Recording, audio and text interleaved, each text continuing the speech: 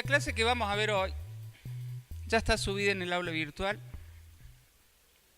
Ya la tienen allí. Es una clase, chicos, de 3 textos que son históricos. Por ende, vamos a ver fechas, vamos a ver acontecimientos, vamos a ver números de leyes y todos son importantes. ¿Está bien? Eso ya lo saben. Igualmente vamos a ir destacando algunos que son más importantes aún.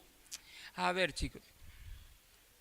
Cuando uno habla de una historia, de una cosa tan sensible como es lo que vamos a hablar hoy, todo es importante, ¿se entiende? Si en todo caso yo destaco algo más es para que ustedes lo tengan en cuenta para el parcial. No estoy minimizando la importancia de un hecho histórico contra otro. Se entiende, ¿no? Es para que ustedes después no rompan los quinotos para el parcial. Va, tenemos guardián y todo en la puerta. Muy bien. Entonces, son hechos históricos, pero lo que les propongo es que hagamos una especie de ejercicio de ir relacionando no solo los 3 textos que vamos a ver, sino también lo que vimos en la clase pasada. Entonces, la clase pasada dijimos que hubo movimientos de diástole, de expansión y de sístole, de contracción. Y vamos a ver que en esos momentos de diástole se pudo avanzar en lo que fue la profesión, se pudo avanzar en lo que fue investigación o el ingreso al psicoanálisis. Por el contrario, cuando hubo contracción pasó algo contrario. Entonces, vamos a ir estableciendo paralelismos. ¿Está bien? Eso es lo que le propongo, esa es la idea. Y vamos a ir destacando los hechos principales. Empecemos con el texto de Giorgi. De Giorgi es docente de una materia de 5º año, o sea que falta para que la vean. Pero ella, en el texto, hace un recorrido histórico de la profesión. Después vamos a ver de investigación. Y por último veremos el psicoanálisis. ¿Por qué creen que se llama periodo preprofesional de la psicología lo que pasó a inicios del siglo XX? Porque es antes que la psicología sea tomada como una profesión. No, no me gusta. Porque no había psicólogo. Primera carrera más que escuela. ¿Sí? En realidad lo que usted dice es algo más, es un proceso que lleva mucho más tiempo. Lo vamos a discutir hoy. Efectivamente, uno podría decir preprofesional, porque de Giorgi dice que el periodo profesional cuando empieza, cuando surgen las primeras carreras. Por eso ella de hecho lo llama periodo de psicología sin psicólogos. Y sí, en nuestro país no había psicólogos. No había psicólogos porque no había instituciones formadoras de psicólogos. ¿Está bien? Entonces, no confundan. No es que no había psicología. La psicología como ciencia se estaba consolidando en el mundo. Entonces, imaginemos esta época. Olas de inmigrantes están llegando a nuestro país, por ende, también están llegando ideas de afuera. Por lo tanto, la psicología también está llegando a nuestro país. Pero esa psicología, chicos, es ejercida no por psicólogos, porque no los había. Muy simple. No los había porque las carreras se crearon después. Entonces, esa primera psicología era ejercida primero más por filósofos, pero después más por médicos. ¿Por qué por médicos? Cuando veamos el texto de Sherman lo vamos a entender. Porque el psicoanálisis les ayudó a los médicos. Por eso después los médicos van a tener una fuerza mucho más grande en lo que tiene que ver con la psicología. Pero mientras tanto, no había psicólogos. Por ende, ella dice que es un periodo de psicología sin psicólogos. Ahora, la otra cosa histórica es el positivismo. ¿Qué es el positivismo? ¿Alguien sabe? Una corriente filosófica de pensamiento, le sacaría el ideológica. Una corriente filosófica que sostiene muchas cosas, pero por ahora lo que nos interesa a nosotros, básicamente los positivistas ponían énfasis en demostrar todo lo que era científico a través de la experimentación. Entonces venía un biólogo y le decían, biólogo, ¿usted cuál es su objeto de estudio? La célula, perfecto. A ver, muéstreme cómo es la célula. Ponía la célula bajo el microscopio y todos felices.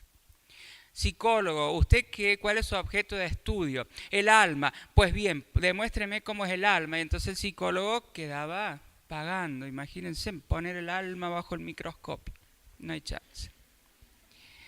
Eso llevó, chicos, a que la psicología tuviera una vuelta de tuerca, por así decir.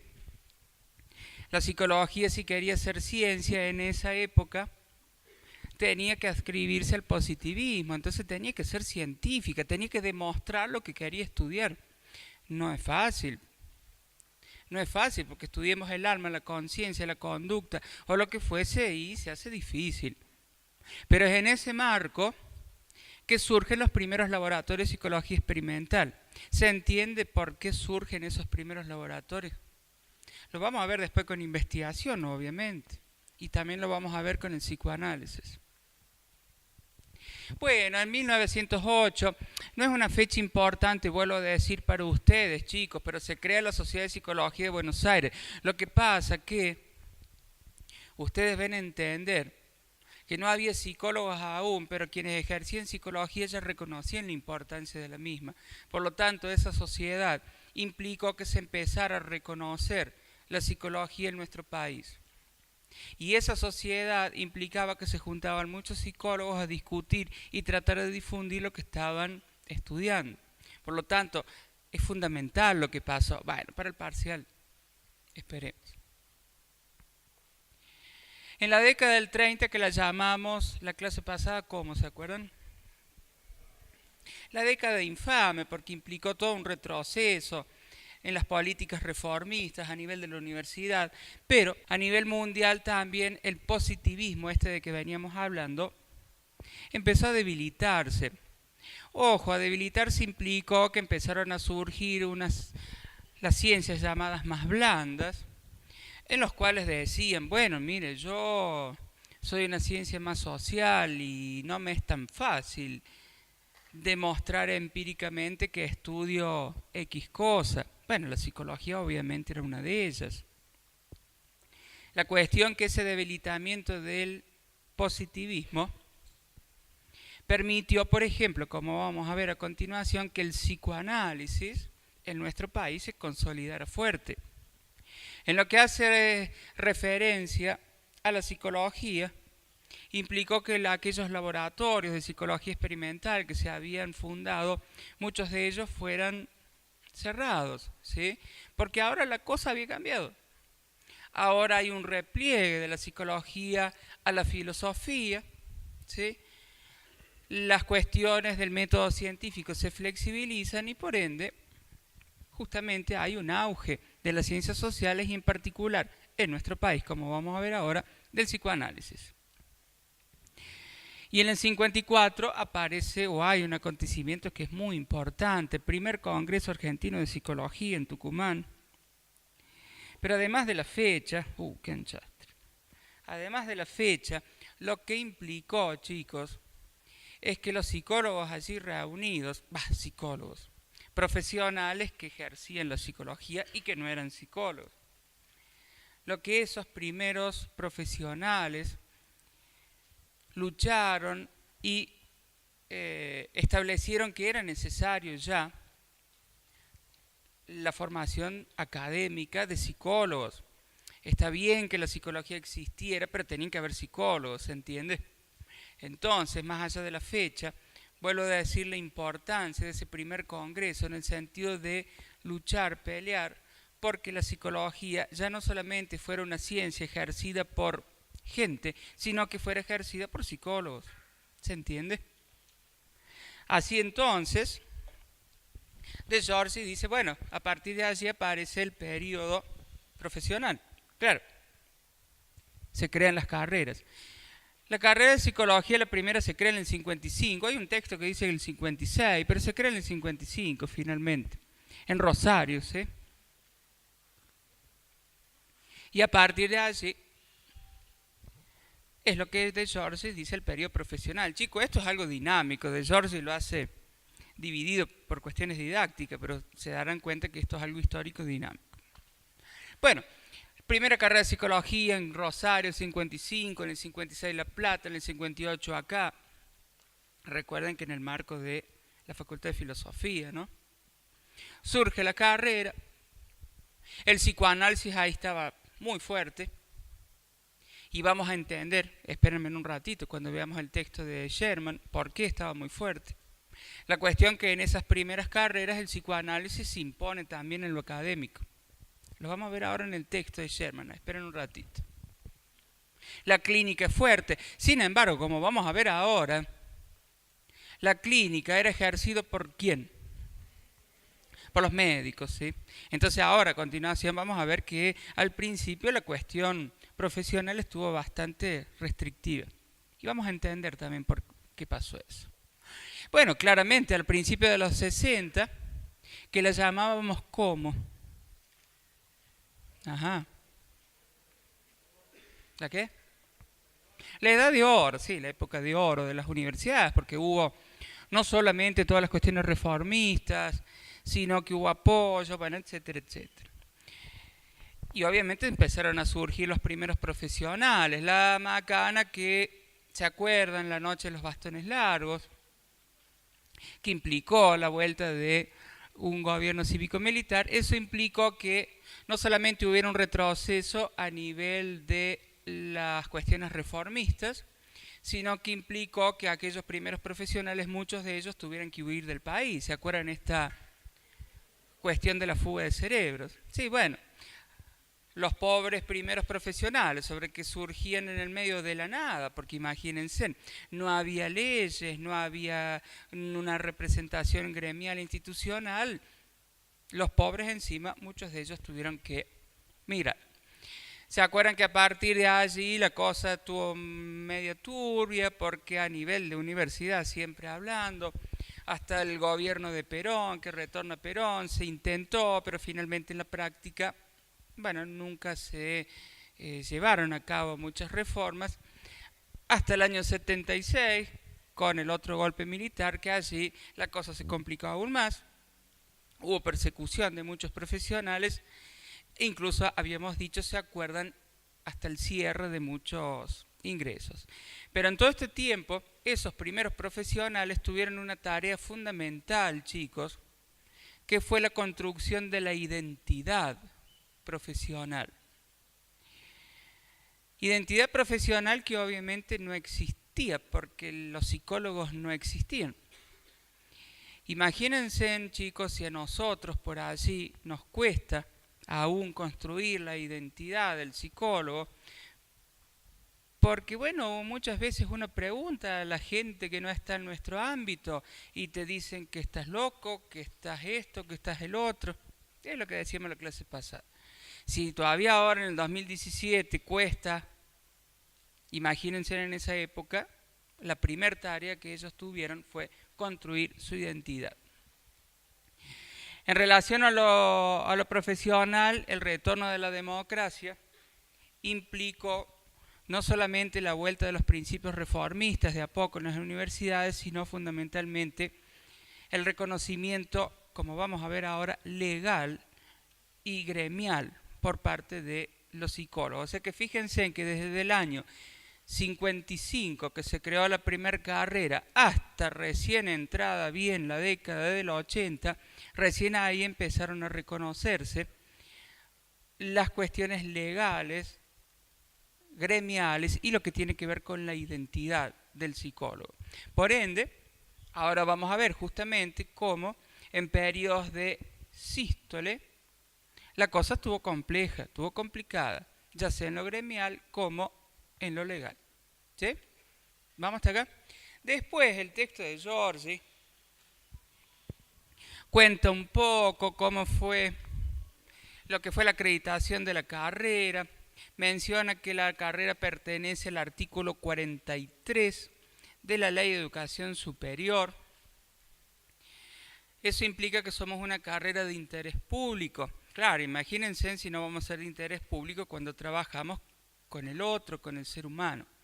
Bueno, toda esa parte, chicos, es muy importante, la sepan, pero No les vamos a evaluar que vino la CONEAO, que no, que sí, que no.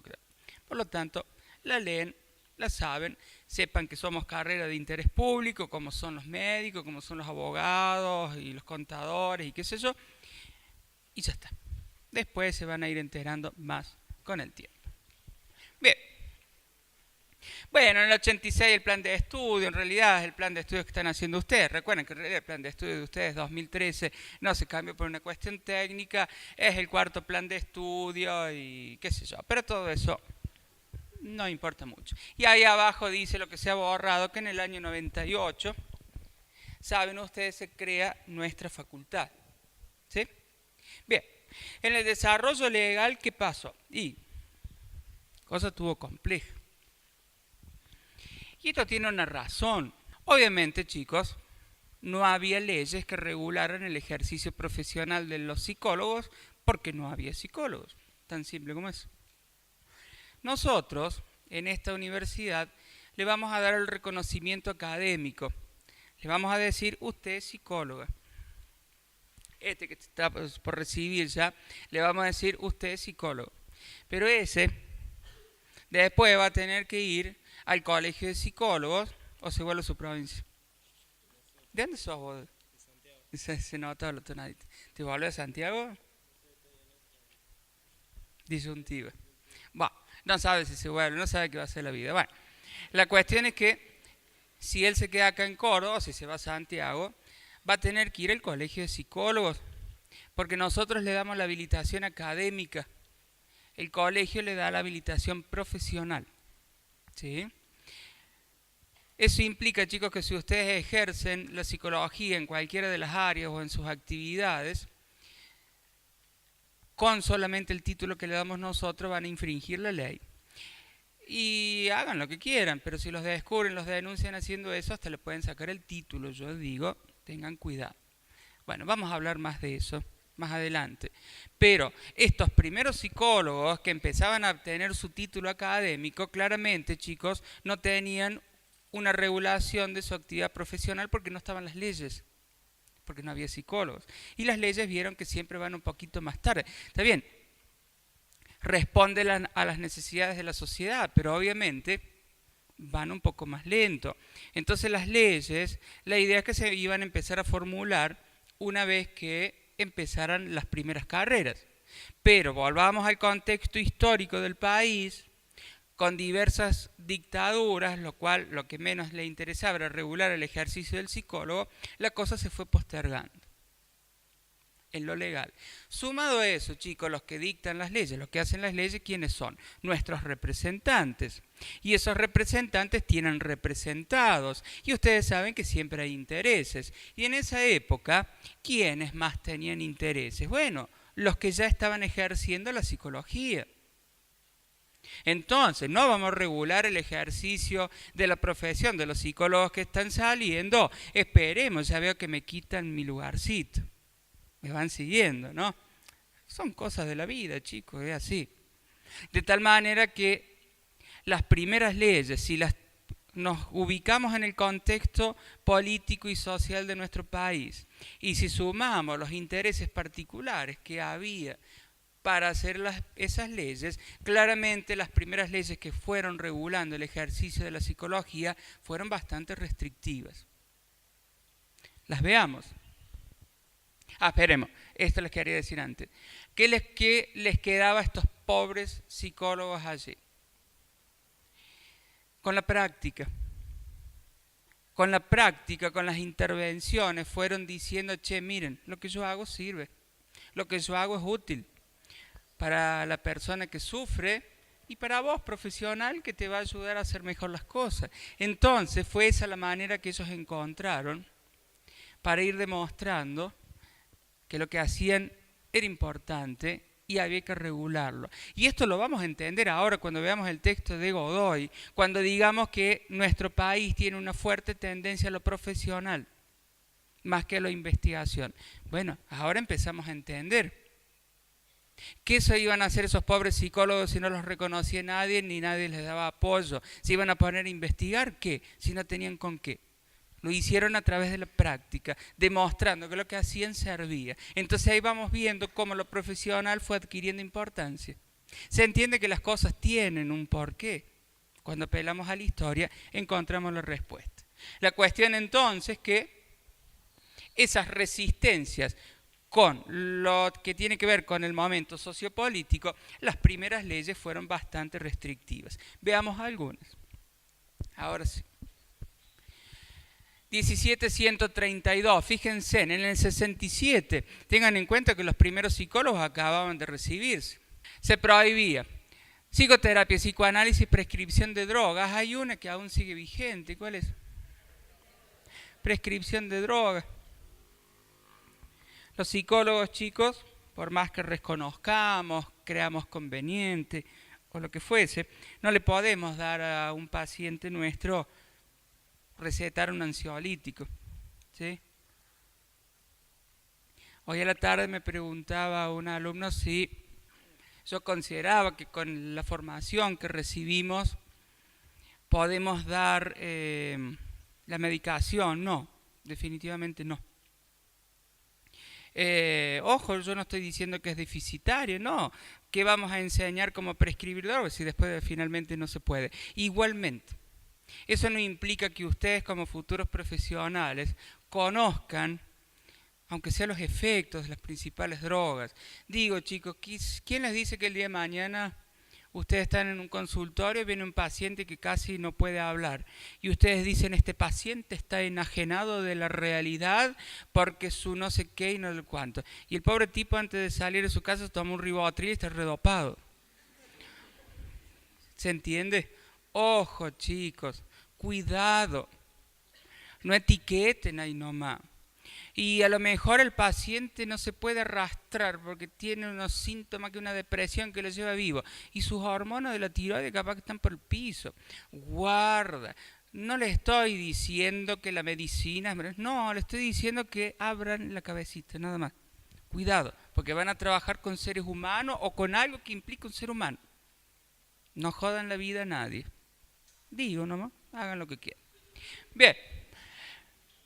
Volviendo a la cuestión esa, ustedes deben tener en cuenta, como vamos a ver ahora en el texto, chicos, que el psicoanálisis era sumamente fuerte en este momento. Y que a un psicólogo, esos primeros psicólogos, que los estaban formando con el psicoanálisis, les dijeran, no, vos no podés hacer psicoanálisis. Era como casi para pegarte un tiro, pero bueno, era así. Claro, ibas a estudiar psicología, te enseñaban todo psicoanálisis, todos hacían psicoanálisis, resulta que vos no podías hacer psicoanálisis. Bueno, por eso hablamos de las resistencias que obtuvo. Bueno, acá en Córdoba, en el año 78, plena dictadura, la ley 6222, el ejercicio liberal de la psicología directamente subordina la práctica al médico. Listo, se acabó. ¿Para qué vamos a dar tantas vueltas? Bueno, otra vez. Entre que el Estado no tenía el más mínimo interés de regular la profesión del psicólogo, más la resistencia de los médicos, qué sé cuánto. Por ende, las leyes fueron bastante restrictivas. Fíjense en una cosa, en el 80 se dicta esa resolución, pero no importa, sí, en diciembre del 80, la 2350, allí se reconoce que el psicólogo podía ejercer en 3 áreas, pero no la clínica no la tocaban porque la clínica era exclusiva de los psiquiatras, los médicos, qué sé yo, qué sé cuál. Un paréntesis, yo hablo mucho de los médicos porque esto es lo que ocurrió en la historia. Parecería que yo odio a los médicos, al contrario, chicos, yo voy a decir, ojalá que podamos trabajar juntos médicos y psicólogos, porque esa es la idea. Eso pasa hoy, pero bueno, en ese momento se mataban, ¿qué va a hacer? Es así. Bien, ahora, la cosa entonces podemos resumir que desde la creación de las primeras carreras hasta el advenimiento de la democracia, no solamente que hubo un movimiento de sístole en el sentido de contracción a nivel de las universidades, sino también lo que tiene que ver con el desarrollo legal para atrás con las leyes. Se empezaron a sancionar leyes, pero claramente esas leyes no reconocían, o por lo menos no reconocían lo completo que puede ser la actividad del psicólogo, ¿sí? Fundamentalmente se trataba de resguardar todo lo que tenía que ver con la clínica. Y el psicoanálisis, que vuelvo a repetir, era muy fuerte en ese momento. La democracia retorna, gobierno de Alfonsín, año 83, las universidades comienzan un periodo de diástole. Los principios reformistas poco a poco van instaurándose nuevamente y en lo que tiene que ver con lo legal, ya hablamos del desarrollo o un periodo de reconocimiento legal del ejercicio de la profesión.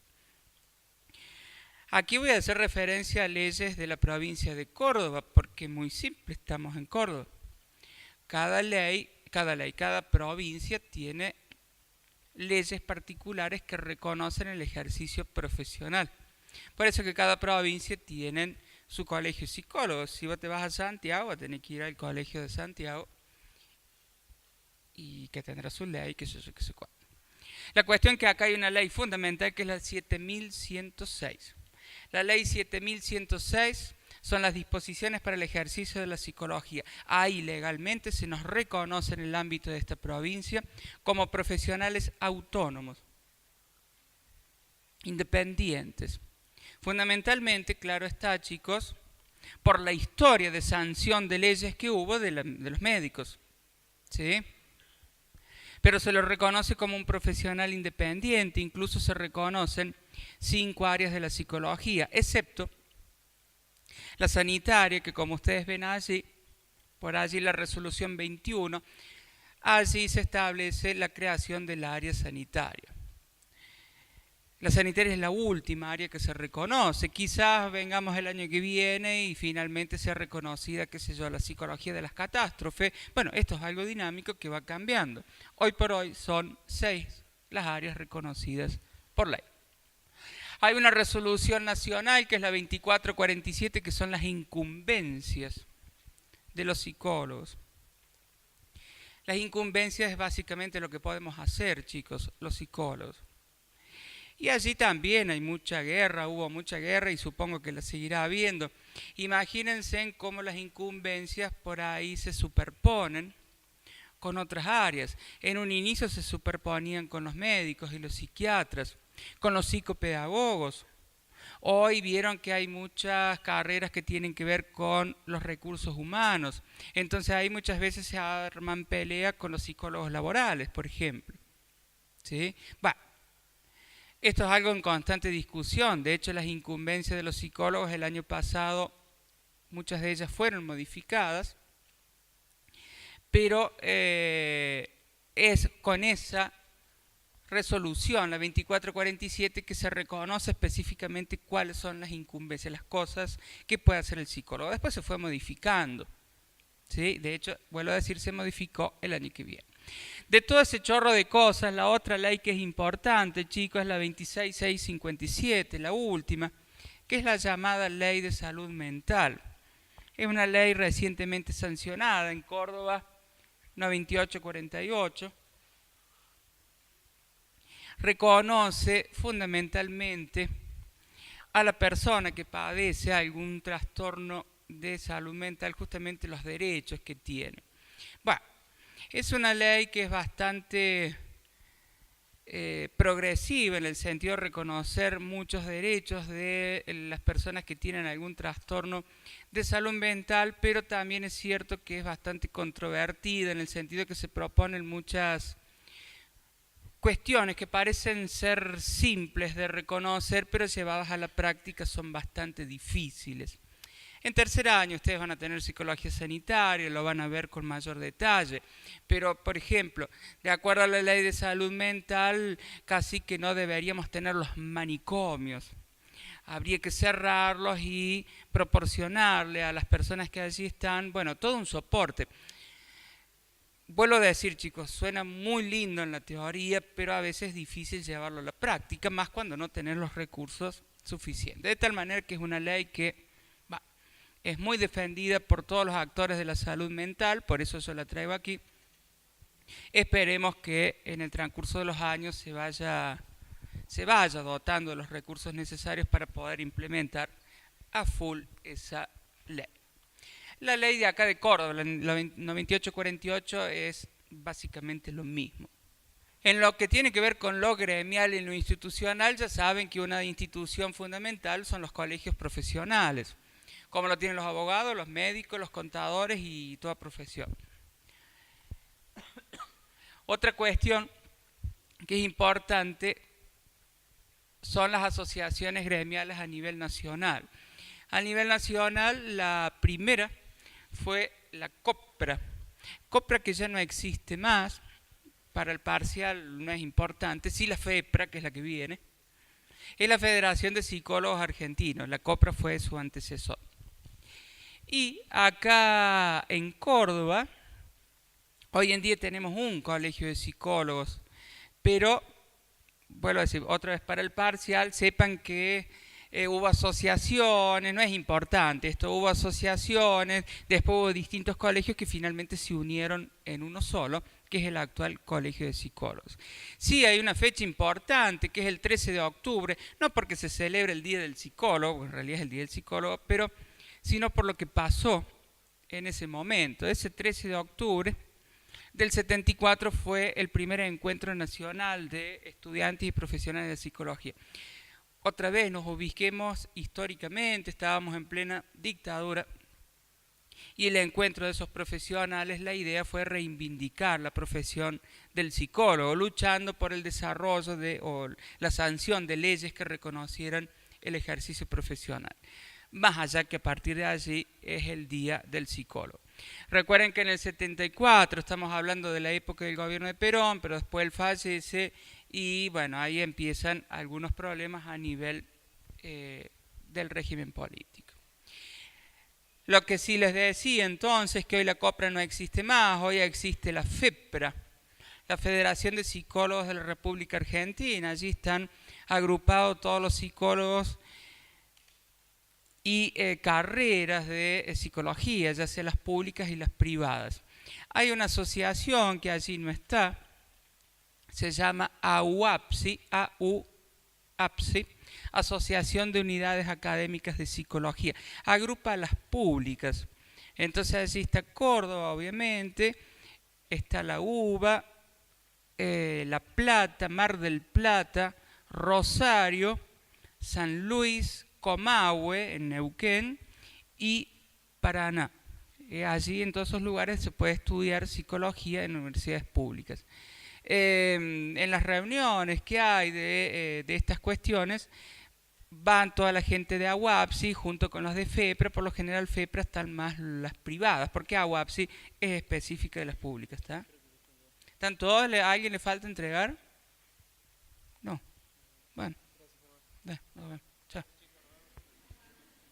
Bien, les decía entonces que había varios consejos de psicólogos en las principales ciudades de Córdoba, Río Cuarto, Villa María, San Francisco, hasta que finalmente en el año 93 todas se unen y finalmente forman lo que hoy es el Colegio de Psicólogos de Córdoba. ¿Alguien sabe dónde está el Colegio de Psicólogos acá en Córdoba? ¿Nadie? En Barrio General Paz. La calle Ovidio Lago, sí. Bueno, Barrio General Paz, por ahí. Sí, ¿para qué me lo voy a poner a explicar? Ya van a tener que ir cuando se reciban. Bien, la cuestión, chicos, que en resumen, para ir cerrando el texto de Giorgi, ella dice que en la actualidad de como que estamos, si nos comparamos con años atrás, estamos mucho mejor. Es cierto, tenemos plena autonomía, ya no solo del médico, sino también originalmente de la filosofía, en lo que hace referencia al ejercicio profesional, estoy hablando, ¿no? Tenemos plena autonomía, esa autonomía está apoyada por distintas leyes, no solamente a nivel provincial, sino también a nivel nacional. El título que nosotros le estamos otorgando tiene validez. Validez porque está reconocido por el Ministerio de Educación de la Nación, pero también, ¿se acuerdan que en la clase pasada decíamos esta cuestión de la Ley de Educación Superior y las instancias de acreditación? Bueno, nuestro título está acreditado, es un hecho objetivo. Yo ya les dije que hay gente que no está a favor, hay otra que sí está a favor, es un hecho objetivo. Eso implica que el título sea reconocido, para ahí si se van fuera del país, eso les simplifica mucho. Tenemos ex alumnos que todo el tiempo están pidiendo las resoluciones de acreditación porque fuera del país la piden, la exigen, si no, no le revalidan el título. Hoy en día, por suerte, esa es mi opinión, nuestra facultad sí lo tiene. Hoy en día se reconocen las áreas de la psicología por ley, son 6. La función, la tarea que a ustedes les queda es seguir luchando, creo yo, por el reconocimiento de la identidad, fundamentalmente entre la gente, porque esto que decíamos, vas a estudiar psicología, estás loco, estás enfermo, estás esto, estás el otro. Todavía la gente cree que ser psicólogo es estar loco, tenés que ir al psicólogo, o ir al psicólogo es estar loco, y no, no es estar loco. Yo fui el psicólogo y creo no estar loco, al menos por ahora, ¿no? Tenemos que luchar por eso, tenemos que luchar por el reconocimiento de otras áreas. Hoy cada día más profesionales se abocan a otras áreas que no son las clásicas que tenemos en mente. Por lo tanto, hay que reconocer por ley la actividad de esas leyes. Y tenemos que seguir luchando también por lo gremial y por lo institucional. De tal manera que ese es el cierre que Gabriela le da a su texto. Hace el recorrido histórico, hoy estamos mejor, pero les deja la tarea a ustedes como futuros profesionales para seguir luchando a aquellos que a lo largo de la historia reivindicaron nuestra identidad profesional, gremial e institucional. Y fundamentalmente también lo que tiene que ver con lo legal.